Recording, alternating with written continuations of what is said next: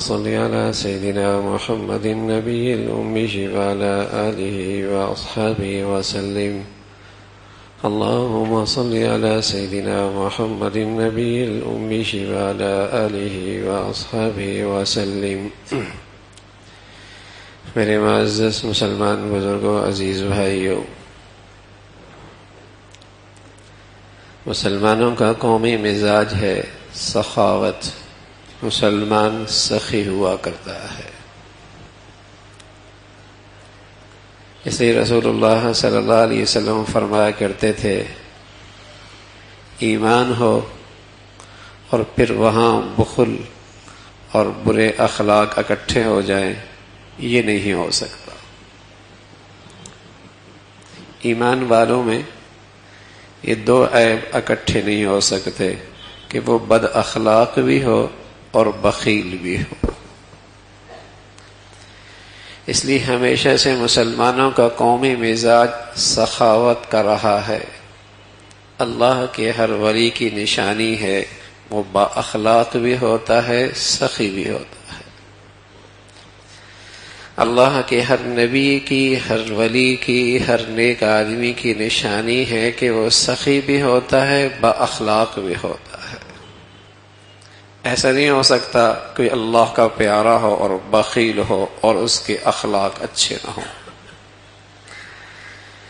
تو اچھے اخلاق اور سخاوت یہ مسلمانوں کا ہمیشہ سے شعار رہا ہے.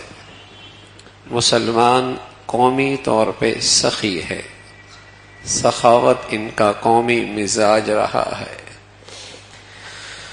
اس میں آمدنی کا تھوڑا ہونا، زیادہ ہونے کا دخل نہیں ہے، کچھ بھی نہیں ہے.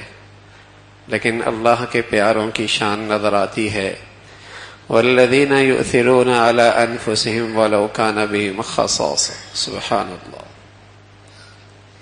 گھر میں کچھ بھی کوئی نہیں، اللہ کے نبی صلی اللہ علیہ وسلم کے ہاں بھی کچھ نہیں. آپ کے ہاں ایک مہمان آتا ہے تو آپ فرمانا کہ بھئی اس مہمان کو اپنے ہاں کون ٹھہرانے کے لیے تیار ہے؟ ایک مسلمان ہاتھ کھڑا کرتا ہے، یا رسول اللہ یہ خدمت میرے سپرد کیجئے، اور وہ خوب جانتے ہیں میرے گھر میں کچھ نہیں. اسے اپنے گھر میں لے کے جاتے ہیں. بیوی بھی تو صاحب ایمان تھی، نہ اس کے ہاں طنز تھا نہ تنقید تھی کہ تم اٹھائے مہمان کو گھر لے آئے ہو. لاتے کیا ہو گھر میں؟ وہ بھی سخی مزاج، شوہر بھی سخی مزاج. کچھ تھوڑا سا ہے، بچوں کے لیے انہیں سلا دیا اور اس مہمان کو یوں کھلانے لگے کہ خود بھوکے رہے اور اس کا پیٹ سیر ہو گیا. اللہ کو یہ مسلمان گھرانے کی ادا اتنی پسند آئی کہ صبح جب یہ حضور علیہ الصلوۃ والسلام کی خدمت میں حاضر ہوئے تو قرآن کی آیتیں اتری، والذین یؤثرون علی انفسہم ولو کان بہم خصاصہ. اگرچہ یہ خود ضرورت مند تھے لیکن پھر بھی آنے والے پر ایثار کر دیا، آنے والے پر ایثار کر دیا. اللہ نے ان کی مدح اور تعریف فرمائی ہے. تو آمدنی کا زیادہ ہونا، تھوڑا ہونے کا مسئلہ نہیں تھا. مسلمان ہمیشہ سے قومی طور پہ سخی ہے، سخی مزاج. اور سخی کیوں نہ ہو؟ ما عندکم ینفد وما عند اللہ باق. جب اس کا ایمان ہے کہ جو میرے پاس ہے وہ تو غیر محفوظ ہے، جو اللہ کی خاطر دے دیا وہ تو اللہ کے خزانوں میں میرے حصے کا ہمیشہ کے لیے محفوظ ہو گیا. جب اس کا یہ ایمان سچا اور پکا ہے کہ جو میرے پاس ہے وہ تو پر خطر ہے، پتہ نہیں کہاں لگ جائے، کہاں خرچ ہو جائے، ضائع ہو جائے، لیکن جو اللہ کے نام پہ اللہ کے راستے میں خرچ کر دیا وہ تو اللہ کے خزانے میں جو محفوظ ترین خزانہ ہے اس میں میرا حصہ محفوظ ہوا. کل اللہ مجھے وہ کئی گنا بڑھا کر واپس دے دے گا. ما عندکم ینفد وما عند اللہ باق. اس لیے مسلمان جو واقعی ایمان والا ہوتا ہے وہ سخی مزاج ہوتا ہے. اپنے اوپر تو ناپ تول کے خرچ کرتا ہے لیکن اللہ کے راستے میں خوب خوش دلی سے خرچ کرتا ہے. اس لیے کہ جو اپنے اوپر خرچ کرنا ہے اس کا سوال جواب دینا ہے، اور جو اللہ کے راستے میں اسے راضی کرنے کے لیے خرچ کرنا ہے اس کا بدلہ اللہ نے دینا ہے۔ حضرت عثمان تھے اور صحابہ کی جماعت میں ان کا لقب تھا غنی، غنی ایسے مالدار۔ ایک دروازہ کھٹکھٹاتا ہے، اندر سے آواز یوں محسوس ہوتی ہے کہ کسی کو تنبیہ کی جا رہی ہے کہ یہ چراغ کیوں جل رہا ہے۔ اس سوالی نے دروازہ تو کھٹکھٹا دیا لیکن افسوس کرنے لگا کس کے دروازے پہ آ گیا ہے جو ایک چراغ کے جلنے پر بھی تنبیہ کر رہا ہے، مجھے کیا اس نے دینا ہے۔ باہر نکلے، 500 اشرفیاں اس کے حوالے کر دی۔ وہ حیرت سے دیکھنے لگا، اندر آپ کی حالت کچھ اور تھی اور آپ کا میرے ساتھ معاملہ کچھ اور ہے۔ کہاں ہاں ایک چراغ کے جلنے پر مجھے ڈر تھا کہ اللہ مجھ سے سوال کرے گا، اسراف تو نہیں کیا، اور یہ اللہ کے راستے میں جو دے رہا ہوں اس کا حساب اللہ مجھے کر کے دیں گے۔ تو جس مسلمان کا یہ ایمان تھا، ما عندکم ینفد وما عند اللہ باق، جو اللہ کے راستے میں خرچ کیا وہ اس نے اللہ کے خزانے میں اپنے حصے میں محفوظ کر لیا۔ جس مسلمان کا یہ ایمان ہے کہ پل کی خبر کوئی نہیں، جس مسلمان کا یہ بھی ایمان ہے کہ پل کی خبر کوئی نہیں، اور جو پیچھے رہ گیا وہ اس کا نہیں ہے، یہ بھی ایمان ہے، تو پھر وہ سخی کیوں نہ ہو کہ جہاں اس نے جانا ہے اور جہاں اس کے آباء و اجداد کے دسیوں آدمی جا چکے ہیں اور جہاں اس نے بھی جانا ہے، تو ظاہر ہے وہاں خزانہ محفوظ کرنا یہی دور اندیشی ہے نا، وہاں اپنا سرمایہ اکٹھا کر لینا یہی دور اندیشی ہے، یہی روشن خیالی ہے، یہی عقل مندی ہے، یہی سمجھداری ہے کہ جہاں اس نے ہمیشہ اپنے خزانے سے نفع اٹھانا ہے اپنا سرمایہ وہاں اکٹھا کر لو۔ تو جب اس کا یہ ایمان تھا تو یہ مزاجن سخی تھا، اللہ کے راستے میں خرچ کرنا اس کا مزاج تھا۔ زکوٰۃ تو ایک فریضہ ہے، اور یہ ایسا فریضہ ہے، علماء نے لکھا ہے اگر قرآن میں 82 جگہ پر نماز کا تذکرہ ہے، تقریباً 82 جگہ پر ساتھ ساتھ زکوٰۃ کا بھی تذکرہ، ایک مرتبہ نہیں 82 جگہ پر نماز کے ساتھ زکوٰۃ کا تذکرہ آیا، اور یہ بھی وہ جگہ جہاں دونوں مل کے آئے، ورنہ اس کے علاوہ بھی زکوٰۃ کی اہمیت تاکید اس کے علاوہ بھی ہے۔ اس لیے رسول اللہ صلی اللہ علیہ وسلم فرمایا کرتے تھے جو شخص زکوٰۃ نہیں دیتا اللہ اس کی نماز بھی قبول نہیں کرتا۔ اس لیے اللہ کے نبی صلی اللہ علیہ وسلم فرمایا کرتے تھے جو زکوٰۃ نہیں دیتا اللہ اس کی نماز بھی قبول نہیں کرتا۔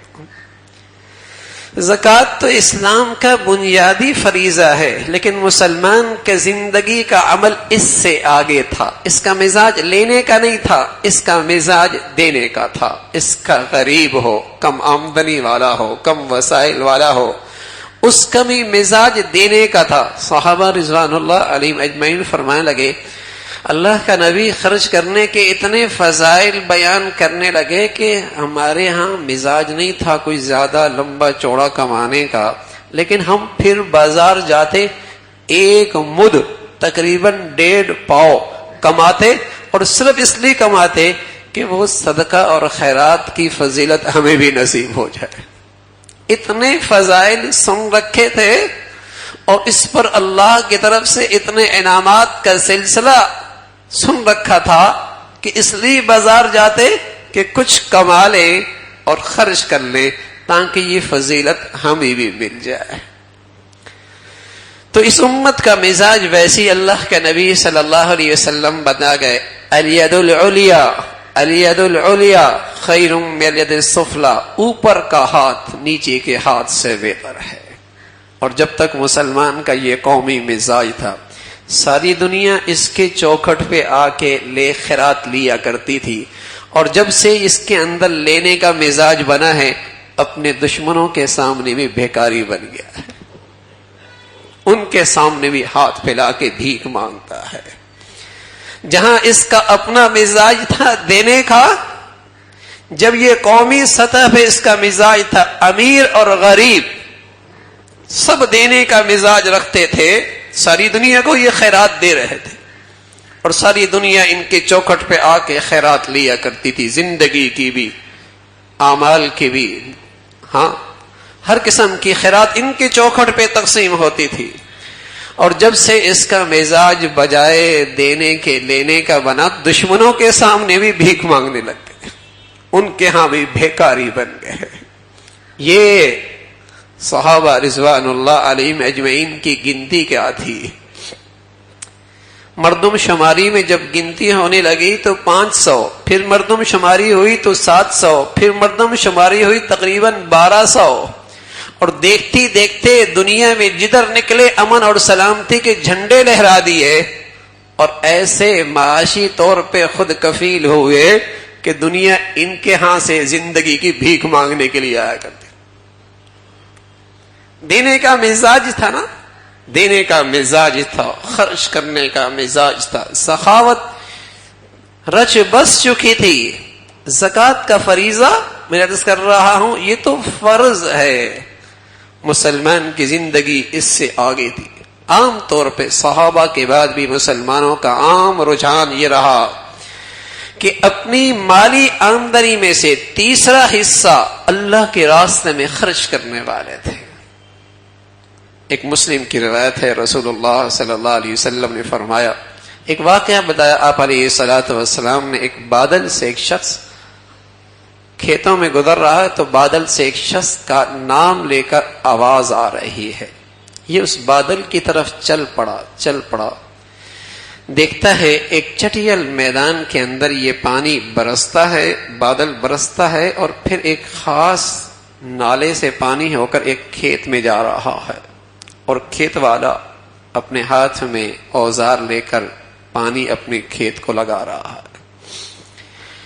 اس نے اس کھیت والے سے پوچھا، تمہارا نام یہ ہے؟ جو اس نے بادلوں سے سنا تھا، یہ اللہ کے نبی صلی اللہ علیہ وسلم نے بتایا ہے، مسلم کی روایت ہے۔ اس نے بتایا، ہاں میرا نام یہی ہے۔ اس نے کہا، تو کیا خوش نصیب ہے، کون سا ایسا عمل کرتا ہے، یہ بادل کہاں چلا، کہاں برسا، اور پانی آیا سیدھا تیرے کھیت میں، کیا عمل کرتا ہے؟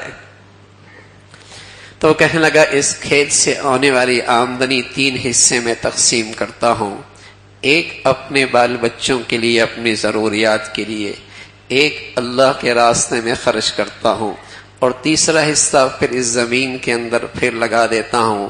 یہ میری زندگی کی ترتیب ہے، تو پھر اللہ کا نظام اس کے حق میں خیر بن کے کیوں استعمال نہ ہو؟ حدیث میں رسول اللہ صلی اللہ علیہ وسلم نے فرمایا کہ جب آسمان والا رب بندوں سے ناراض ہوتا ہے تو اس کی علامت یہ ہوتی ہے کہ جب بارشوں کی ضرورت ہوتی تو بارشیں آتی کوئی نہیں، اور جب ضرورت کوئی نہیں ہوتی تو ایسی برستی ہے کہ کھڑی فصلیں تباہ و برباد ہو جاتی۔ اور جب آسمان والا رب راضی ہوتا ہے تو یہ سو رہے ہوتے ہیں اور ان کی زمینوں کو پانی مل رہا ہوتا ہے، یہ اٹھتے ہیں، ان کی زندگی کا سلسلہ پھر چل پڑتا ہے، یہ بارشیں ان کی زندگی میں اتنی بھی رکاوٹ نہیں بنتی، یہ آسمان والا رب راضی ہوتا ہے۔ یہ زمین و آسمان کا سارا نظام تو اس کے پاس ہے نا۔ اگر مسلمان اپنا مزاج بدل دے گا، سارے اس کے منصوبے، گرمی سردی کے، بجلی کے اور آمدنی کے جتنے، سب دھرے کے دھرے رہ جائیں گے، دیکھتا ہی رہ جائے گا۔ گرمی کی شدت ذرا سی بڑھ جائے، کہاں گے وہ منصوبے بندی؟ آسمان والا رب رحمت کی بارشیں نہ برسائے اور بہنے والے سمندر اور دریاؤں میں طغیانی آ جائے، کہاں گے وہ سارے منصوبے؟ اللہ کا ایک نظام ہے۔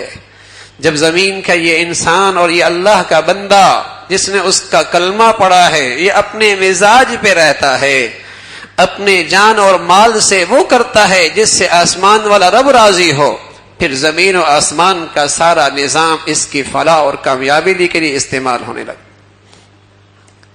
وما آتيتم من ربا ليربو في أموال الناس وما آتيتم من زكاة تريدون وجه الله فأولئك هم المضعفون۔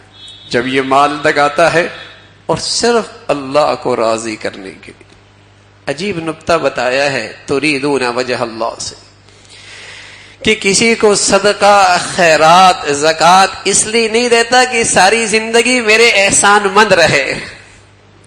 کسی کو صدقہ خیرات زکوٰۃ اس لیے نہیں دیتا کہ ساری زندگی میرا احسان مند رہے، بلکہ تریدون وجہ اللہ، میرا اللہ راضی ہو جائے.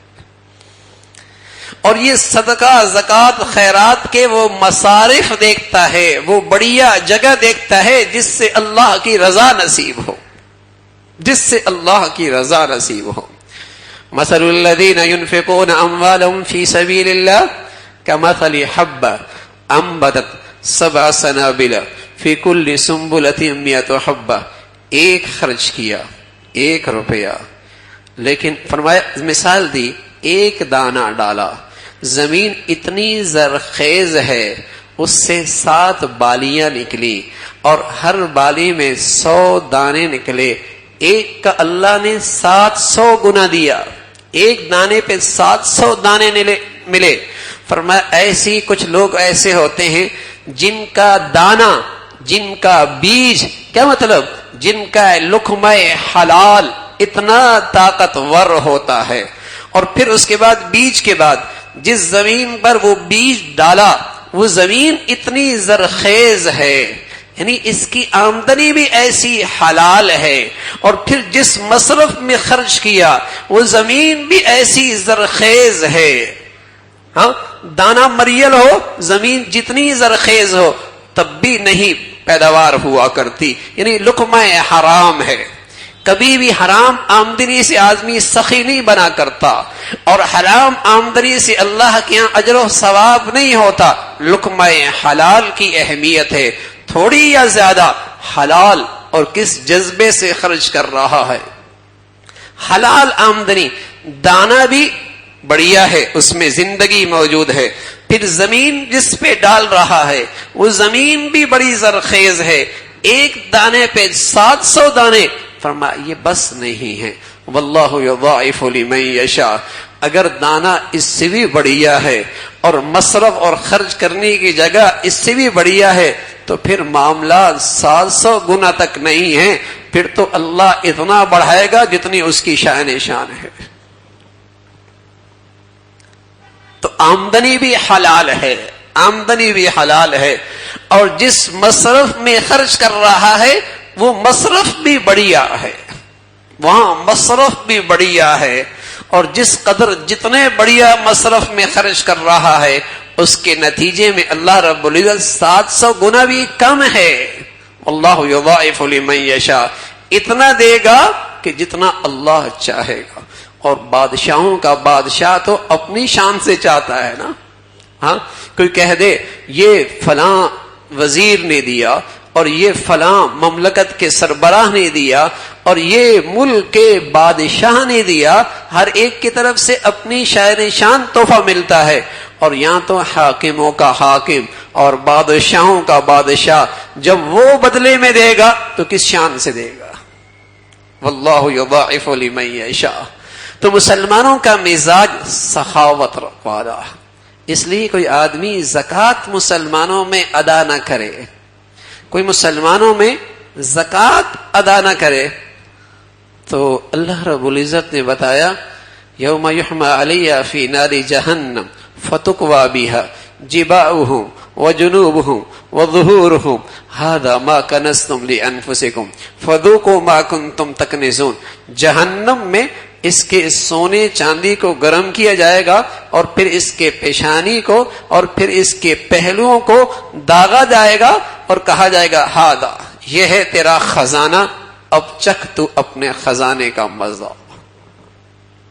مسلمان ہو کر، ایمان والا ہو کر ایسا کم بخت اور ایسا بدترین بخیل کہ فریضہ زکوٰۃ بھی تیری زندگی میں زندہ کوئی نہیں ہوا. ھذا ما کنزتم لانفسکم فذوقوا ما کنتم تکنزون، یہ ہے تیرا خزانہ، اب چکھ اس کا مزہ. اس لیے رسول اللہ صلی اللہ علیہ وسلم فرمایا کرتے تھے کہ ہو نہیں سکتا کسی کے مال میں زکوٰۃ کی رقم مل جائے اور پھر اس کا مال ہلاک نہ ہو نہیں سکتا کہ کسی کے مال میں زکوٰۃ کی رقم رہ جائے اور پھر وہ ہلاک نہ ہو۔ اس میں اللہ کے نبی صلی اللہ علیہ وسلم نے دونوں طبقوں کو تنبیہ فرمائی، جن پہ زکوٰۃ فرض ہے انہیں بھی تنبیہ فرمائی کہ تم جب زکوٰۃ دو تو کچھ بڑھا کے دو، کہیں ایسا نہ ہو کہ کچھ رہ جائے، اور لینے والوں کو بھی تنبیہ فرمائی تم مستحق نہیں ہو، زکوٰۃ تم پہ نہیں لگتی اور تم پھر بھی زکوٰۃ لے رہے ہو، تم اپنا دیگر مال بھی برباد کر رہے ہو، تم اپنا دیگر مال بھی ضائع کر رہے ہو۔ اللہ کے نبی صلی اللہ علیہ وسلم نے دونوں کو تنبیہ فرمائی ہے، زکوٰۃ لینے والوں کو بھی اور زکوٰۃ دینے والوں پر بھی۔ تو مسلمانوں کا مزاج سخاوت والا ہے، اس کا مزاج ہے سخی، اپنے اوپر ناپ تول پہ خرچ کرتا ہے، اسراف نہیں کرتا، لیکن اللہ کے راستے میں خوب خوش دلی سے خرچ کرتا ہے، طیب نفس سے اور طبیعت کی خوشی سے خرچ کرتا ہے۔ یہی قومی مسلمانوں کا مزاج رہا ہے، اور اللہ کے پیاروں کی نشانی بھی یہی ہے، وہ با اخلاق بھی ہوا کرتے ہیں، وہ سخی بھی ہوا کرتے ہیں۔ آپ علیہ الصلوۃ والسلام فرمایا کرتے تھے سخی اللہ کا بھی پیارا ہوتا ہے، لوگوں کا بھی محبوب ہوتا ہے، جنت کے بھی قریب ہوتا ہے۔ سخی اللہ کا بھی پیارا ہوا کرتا ہے، لوگوں کے ہاں بھی محبوب ہوا کرتا ہے، جنت کے بھی قریب ہوا کرتا ہے۔ بخیل آدمی جہنم کے قریب ہوتا ہے، لوگوں سے دور ہوتا ہے، اللہ کی نظروں سے گر جاتا ہے۔ اللہ رب العزت بھائی سخاوت کا مزاج ہم سب کو نصیب فرمائے۔ آخر